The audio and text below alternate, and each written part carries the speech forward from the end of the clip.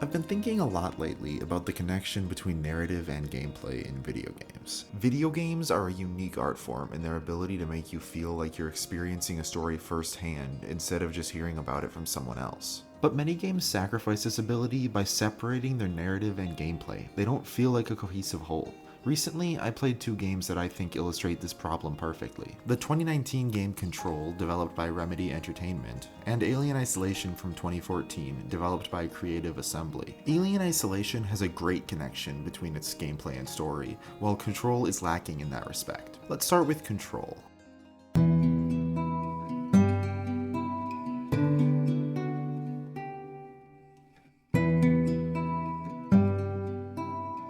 Control has a great setup. It's the exact sort of thing I love. It's an SCP-style story featuring a mysterious government agency that deals with the paranormal, an intriguing and equally mysterious protagonist searching for her long-lost brother and accompanied by an unknown entity, a maze of a building for you to explore that shifts and changes as you go, an assortment of unknown powerful objects to discover, and a strange supernatural threat to deal with. I love this kind of stuff, and there is a lot to like in Control. But the game also fails to live up to this description in one big way.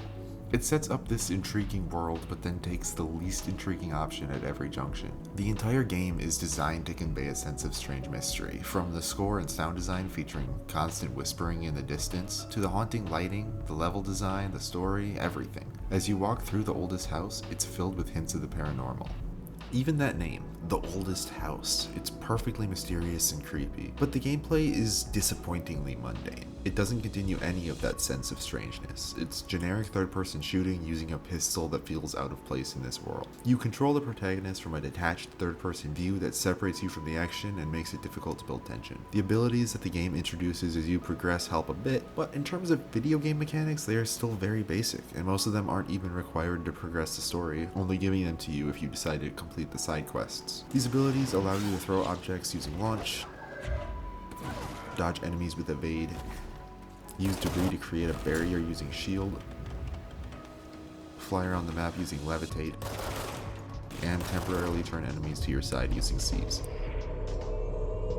These are fun, but not particularly unique. When you're making a game that is trying to convey paranormal, mysterious, strange happenings, your goal is not to be stranger than reality, it is to be stranger than fiction. Your gameplay has to stand out as strange against other games. Control tries to convey strangeness in the least strange way possible. I think this game could have done with a little less combat and a little more utilization of the already very well built atmosphere to create more mystery and suspense. The best parts are the cutscenes and the puzzles, when everything is a little more creepy and unsettling, a little more horror, a little less action.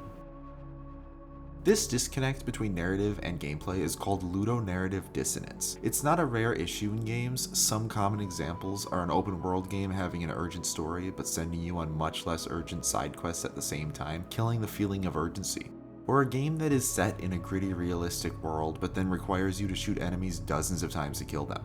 Control's gameplay does not contradict the plot points of the story, but instead interferes with the tone the game is going for. A slow, suspenseful mission is often ruined by a pause in the building of tension, so you can go clean up a horde of indistinguishable enemies in a high-action firefight. These fights would feel more at home in a game like Destiny and lack all the tension the narrative is going for.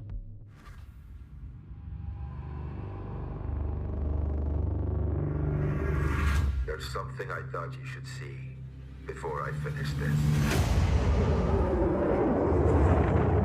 Let's compare this to Alien Isolation, another sci-fi game I recently played for the first time. Unlike Control, Alien is a stealth horror game, but I still feel that it is a relevant comparison. I think Control could have benefited from leaning into the horror elements present in its story. Alien still features action segments where you have to shoot enemies with the various weapons the game provides, but those are more spread out and broken up by stealth segments, or segments where the only threat is the alien constantly hunting you. The biggest lesson I think Control could learn from Alien Isolation is how to use gameplay to enhance the tension building in the story. Alien doesn't interrupt its tense encounters with the xenomorph with hordes of enemies. It has some of those too, but it saves them for when the story is more chaotic. It fits its gameplay to its story. When the story requires you to secure medical supplies for an injured character, an urgent but small scale and personal objective, it gives you a a single alien as a challenge, forcing you to slow down and increasing the tension. When the story requires you to escape a self-destructing spaceship that is falling towards a planet, it overloads you with enemies to increase the chaos and complement the same hectic nature of the story. Control, on the other hand, only has one gameplay mode. It doesn't know how to slow down and build tension. It throws waves of mindless enemies at you no matter what tone the story is going for at that time.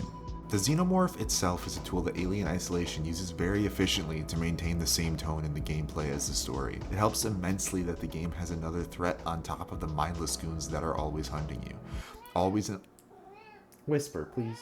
Please. I'm trying to record. It helps immensely that the game has another threat on top of the mindless goons that is always hunting you, always in the back of your mind. Even in segments where the alien is not present, you still feel the pressure of it being there. It slows the game down and keeps the feeling of tension throughout the experience. Now, I'm not saying that Control should switch genres completely and copy Alien Isolation. They're both trying to be very different things, but taking a few hints from its design would have been welcome. Control really could have benefited from something like the Xenomorph, something to break up the constant slaughter of simple enemies and bullet sponge bosses.